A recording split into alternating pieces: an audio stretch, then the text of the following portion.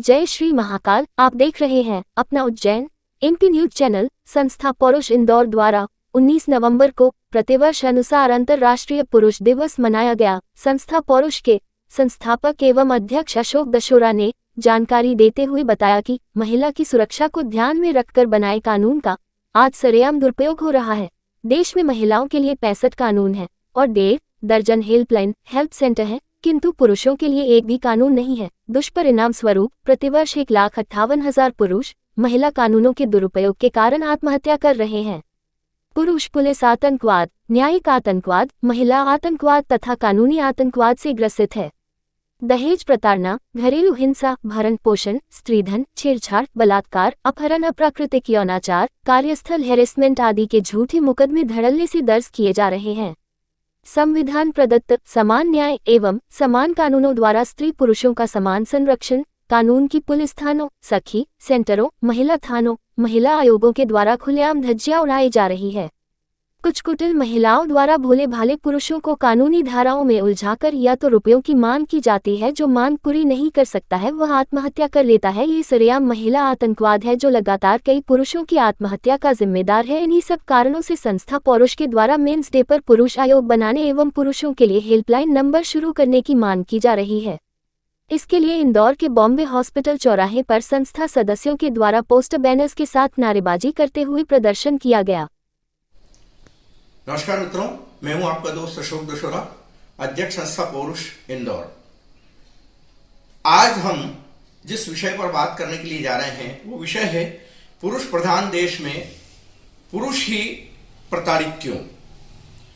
दोस्तों, कल 19 नवंबर को अंतर्राष्ट्रीय पुरुष दिवस मनाने के समय जब हम एनसीआरबी के सरकारी आंकड़ों पर गौर करते हैं तो हम पाते हैं कि हिंदुस्तान में पुरुषों की आत्महत्या की दर महिलाओं से 5.5 गुना ज्यादा है। अर्थात महिलाएं यदि तथाकथित रूप से प्रताड़ित होकर के 25-26 हजार प्रतिवर्ष आत्महत्या कर रही है तो पुरुष 1,58,000 हर साल आत्महत्या कर रहे हैं। अब प्रश्न ये उठता है कि ये इतनी सारी जो आत्महत्याएं धड़ल्ले से हो रही है, इसके लिए दोषी कौन है। तो हम पाते हैं कि पुलिस प्रशासन, जुडिशरी, सामाजिक सोच, कानून, मीडिया या पुरुष स्वयं, इनमें से आखिर दोषी कौन है। देश भर के सभी तंत्रों की एक फेमिनिस्टिक गंदी सोच है, वो ये है कि न खाता न बही, जो बहू कहे वो सही, या न खाता न वही, जो पत्नी कहे वो सही। मतलब स्त्री यदि दोषी भी है तो उसे निरपराध निर्दोष माना जाता है और पुरुष को जन्मजात पैदाइशी दोषी माना जाता है। तो फिर मर्दों की सुनेगा कौन जब सारे कानून एक पक्षीय जेंडर बायस्ड है। तो मर्दों की आखिर कौन सुनेगा। संविधान बोलता है equality before law and equal protection of law. समान कानून स्त्री पुरुष के लिए लागू होंगे और समान कानून के द्वारा स्त्री पुरुषों का संरक्षण किया जाएगा। लेकिन होता नहीं है। थाने पर अगर आप जाओ तो आपको भगा दिया जाता है, बेइज्जत करके भगा दिया जाता है। औरत 100 झूठ कहेगी तो भी सब मान ली जाएगी। पुरुष चीख चीख कर, चिल्ला चिल्ला कर सारे सबूतों के साथ में कहेगा तो भी उसकी कोई सुनवाई नहीं होगी। यही हाल सखी सेंटर का भी है, यही हाल अन्य प्लेटफॉर्म पर भी है जहां पुरुषों की कोई भी सुनवाई नहीं होती है। अब आप देखिएगा, महिलाओं के लिए इस देश के अंदर 65 कानून है और 1.5 दर्जन से ज्यादा हेल्प सेंटर है, हेल्पलाइन है। लेकिन मर्दों के लिए 0 एक भी कानून नहीं है। अब बताइएगा कि इस सारे खेल में जो खेला हो रहा है मर्दों के साथ में, इसमें दोषी कौन है। चलिए हम इस पर भी बात कर लेते हैं।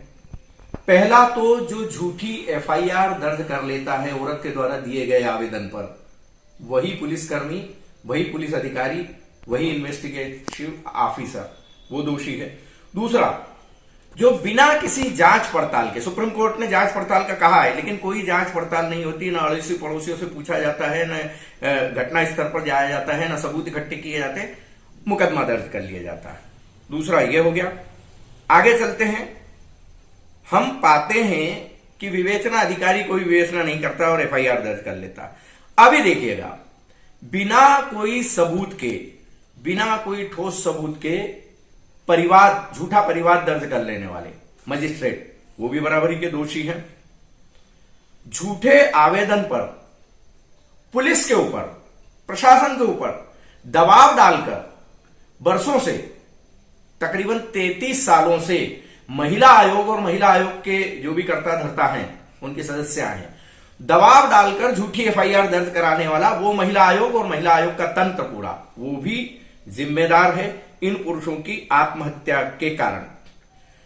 और अगला पॉइंट अगर हम देखें तो पति पत्नी के विवाद में सिर्फ पति को ही दोषी मानकर, पत्नी को निरपराध मानकर कई बार धारा 151 में थाने में बंद कर दिया जाता है तो वो एसडीओ, और जेल भेज दिया जाता है तो वो एसडीएम, ये भी जिम्मेदार है।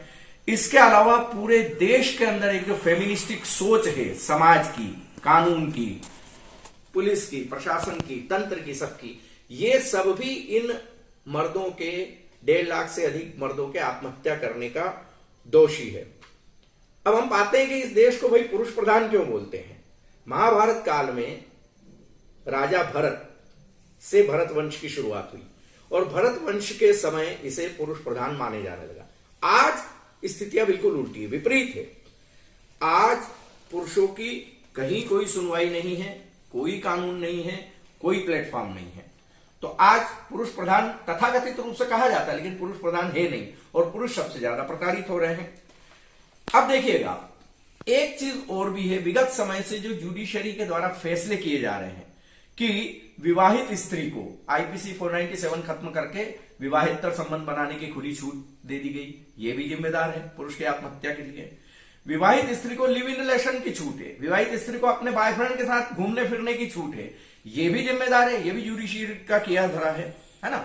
और विवाहित स्त्री के द्वारा जो है अपने पति पर झूठे दहेज के केस लगाना, 498 लगाना, घरेलू हिंसा लगाना, 323, 294, 506 स्त्री धन का लगाना, बलात्कार लगा देना, और आजकल तो अप्राकृतिक यौनाचार भी पुलिस पैसा लेकर के पति के खिलाफ लगवा देती है, छेड़छाड़ लगवा देती है, अपहरण लगवा देती है। ये जितने जो 1.5, 2, 3 डजन के मुकदमे हैं, ये पुलिस पैसा खा करके पतियों और पति ससुराल वालों के खिलाफ लगाती है, तो वो भी दोषी है।